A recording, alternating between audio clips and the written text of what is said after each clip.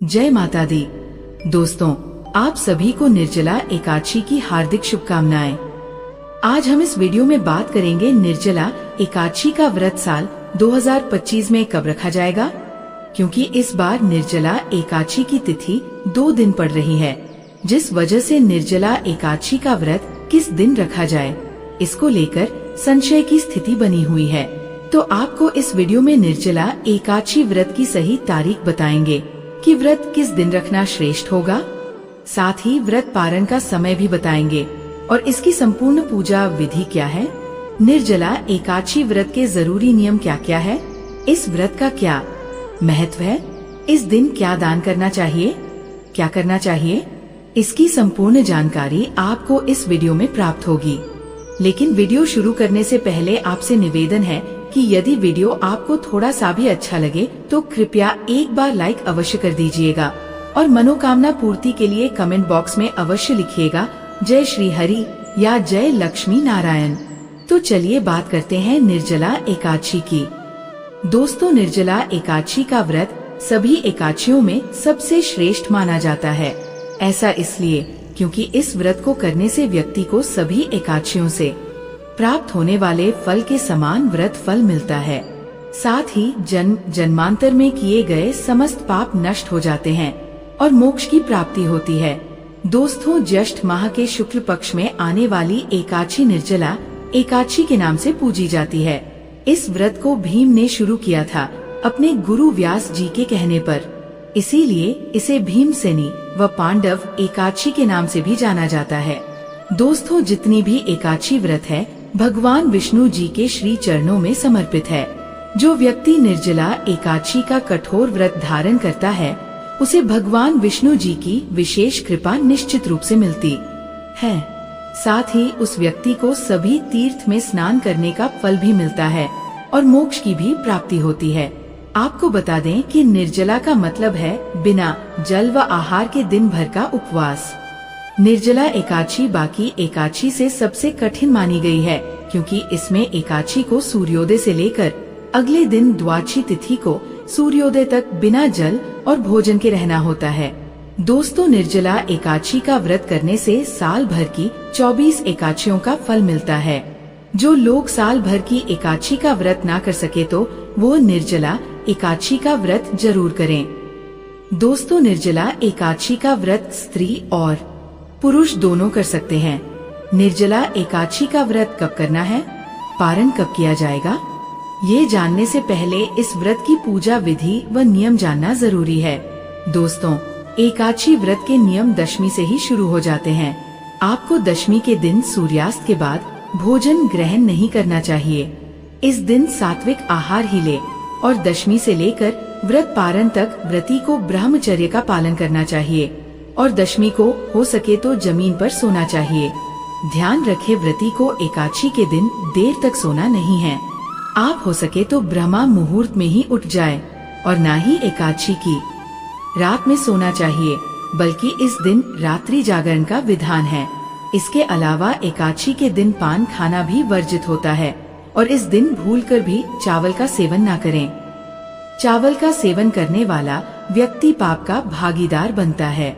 इसके अलावा इस दिन किसी की निंदा ना करें, किसी का अपमान ना करें, क्रोध भी ना करें। साथ ही इस दिन घर का कोई भी सदस्य मांस मदिरा का सेवन ना करें। हो सके तो प्याज लहसुन का सेवन ना करें। सात्विक आहार ग्रहण करें अगर आपने व्रत नहीं रखा है और इस दिन ज्यादा से ज्यादा विष्णु जी के मंत्रों का जाप करें। साथ ही प्याव की व्यवस्था भी करवाएं और इसके अलावा विष्णु सहस्त्र नाम का पाठ करने से विशेष फल की प्राप्ति होती है। इस दिन दान का बहुत महत्व है, इसलिए इस दिन दान जरूर करें।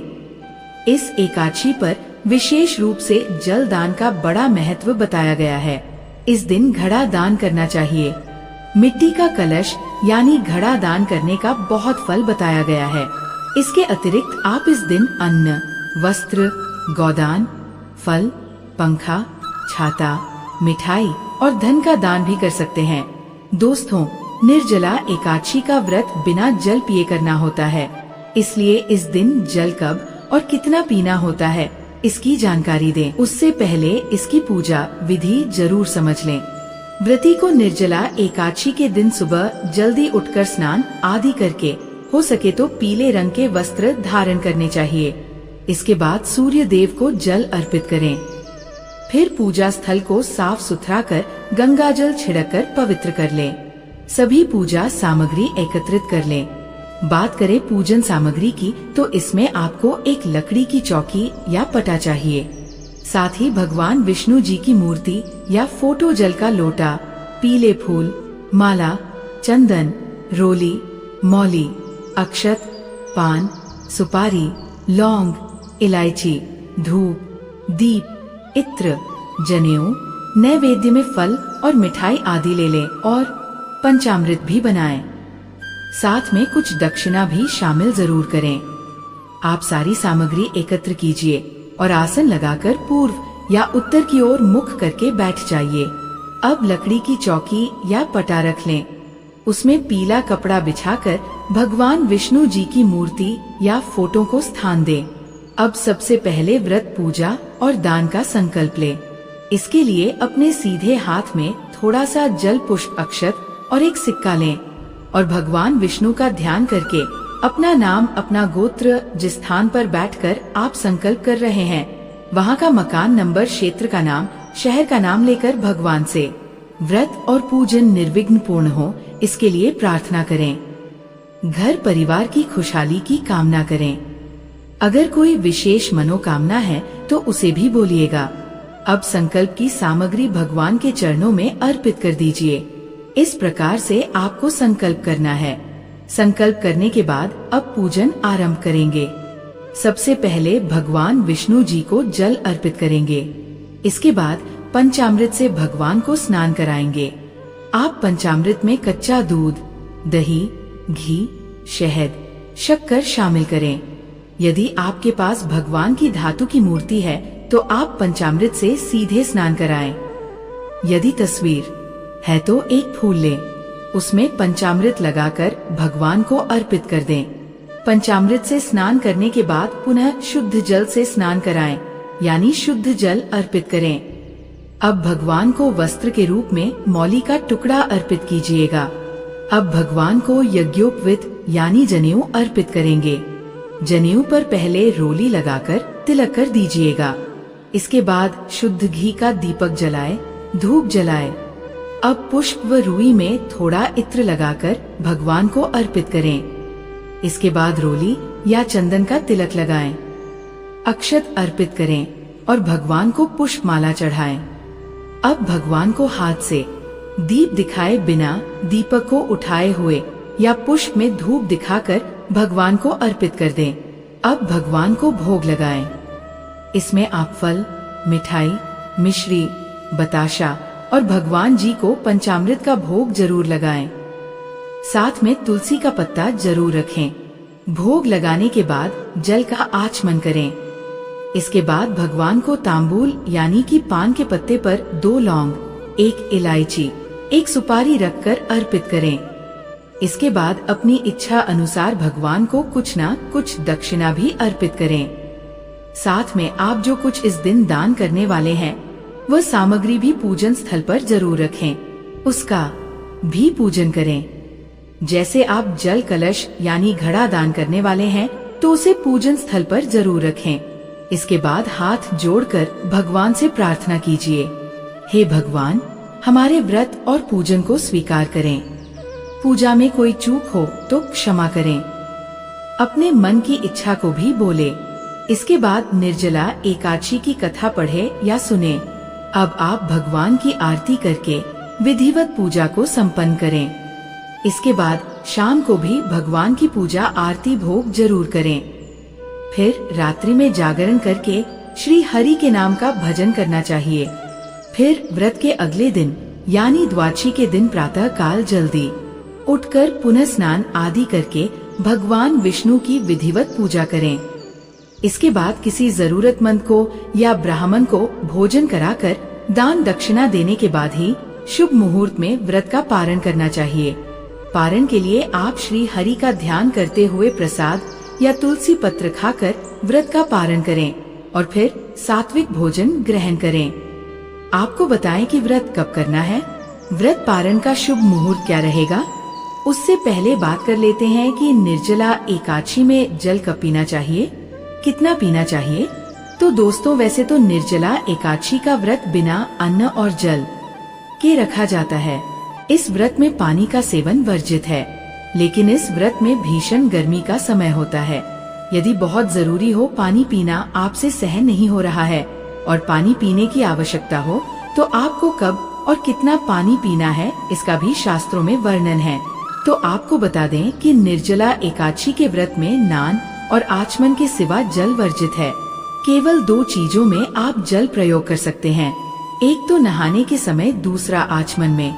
तो यदि आपका गला सूख रहा हो और पानी पीने की बहुत जरूरत हो, तब आप शाम की दियाबाती करने के बाद आचमन के तौर पर जल ग्रहण कर सकते हैं। बस ध्यान रहे, जल आपको सिर्फ आचमन के तौर पर ही लेना है, ये नहीं कि गिलास भर के पानी पी लिया। जितना पानी हम पूजा के समय आचमन में लेते हैं, उतना ही जल ग्रहण करने की इजाजत इस एकादशी में दी गई है। और अगर आप निर्जला व्रत करने में असमर्थ हैं, तो आप निर्जला व्रत का संकल्प न लें। आप चाहे तो फलाहार करके भी व्रत रख सकते हैं, लेकिन इस व्रत की इतनी महिमा है, आप इस एकादशी का व्रत धारण जरूर करें। चलिए अब जानते हैं कि साल 2025 में निर्जला एकादशी का व्रत कब रखा जाएगा और व्रत का पारण कब किया जाएगा।